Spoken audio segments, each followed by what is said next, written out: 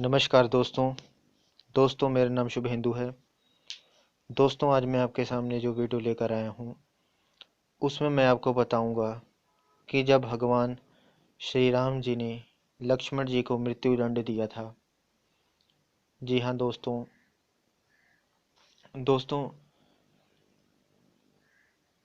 तो ये कथा बताने से पहले मेरी आपसे एक गुजारिश है कि दोस्तों अगर आप पहली बार मेरा वीडियो देख रहे हैं तो प्लीज़ इसे सब्सक्राइब कीजिएगा, और अगर आपने सब्सक्राइब कर दिया है तो उसके लिए आपका बहुत बहुत धन्यवाद। कमेंट करके ज़रूर बताइएगा कि आपको मेरा वीडियो कैसे लगा, और अगर आपको वीडियो पसंद आए तो लाइक भी अवश्य कीजिएगा। दोस्तों अब मैं आपको कथा बताता हूँ। दोस्तों आखिर क्यों भगवान राम को लक्ष्मण जी को मृत्यु दंड देना पड़ा।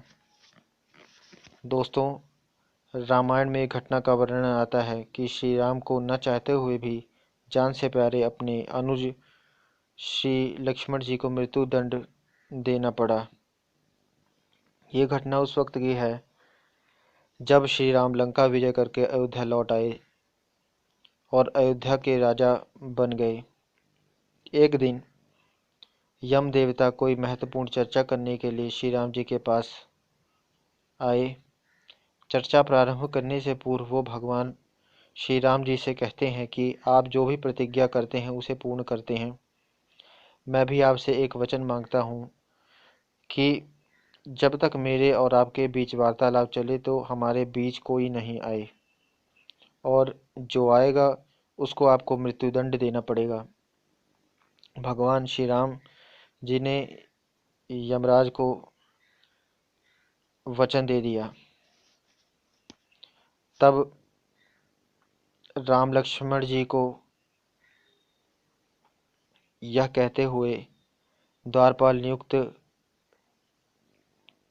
कर दिया कि जब तक उनकी और यमराज जी की बात हो रही हो वो किसी को भी अंदर न आने दें, अन्यथा उसे उन्हें मृत्युदंड देना पड़ेगा।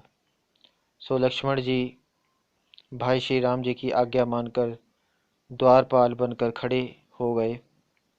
तो दोस्तों लक्ष्मण जी को द्वारपाल बने कुछ ही समय बीता था कि वहाँ पर ऋषि दुर्वासा जी का आगमन हो जाता है।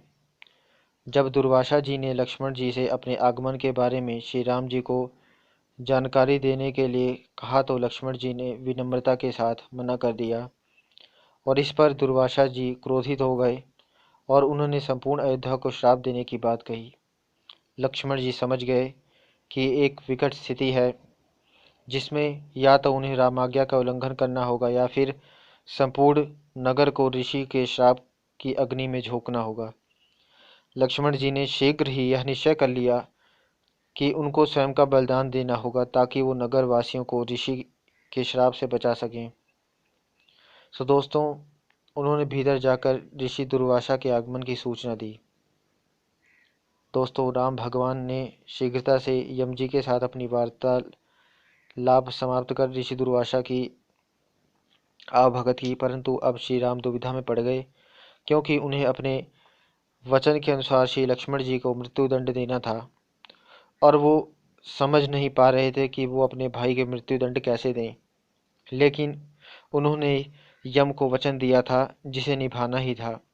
इस दुविधा की स्थिति में श्री राम जी ने अपने गुरु का स्मरण किया और कोई रास्ता दिखाने को कहा। तब गुरुदेव ने कहा कि अपने किसी प्रिय का त्याग उसकी मृत्यु के समान ही है। सो दोस्तों इसके अलावा कहीं कहीं वर्णन आता है कि उन्होंने अपने दरबार में उपस्थित सभासदों के साथ भी विचार विमर्श किया था। सो आप तो जानते ही दोस्तों प्रभु की लीलाएं अनंत है, उनकी कथाएं अनंत है, तो उनके बारे में वर्णन करते करते शब्द कम पड़ जाते हैं। सो दोस्तों इस प्रकार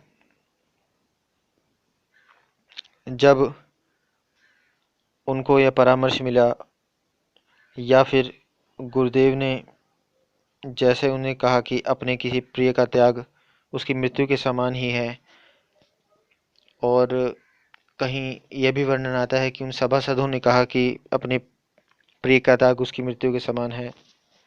सो दोस्तों, इस प्रकार अपने वचन का पालन करने के लिए श्री राम जी को लक्ष्मण जी का त्याग करना पड़ा। लेकिन जैसे ही लक्ष्मण जी ने यह सुना तो उन्होंने राम जी से कहा कि आप भूल कर भी मेरा त्याग नहीं करना। आपसे दूर रहने से तो यह अच्छा है कि मैं आपके वचन की पालना करते हुए मृत्यु को गले लगा लूं। ऐसा कहकर लक्ष्मण जी ने जल समाधि ले ली। सो दोस्तों, ये मैंने आपको कथा सुनाई।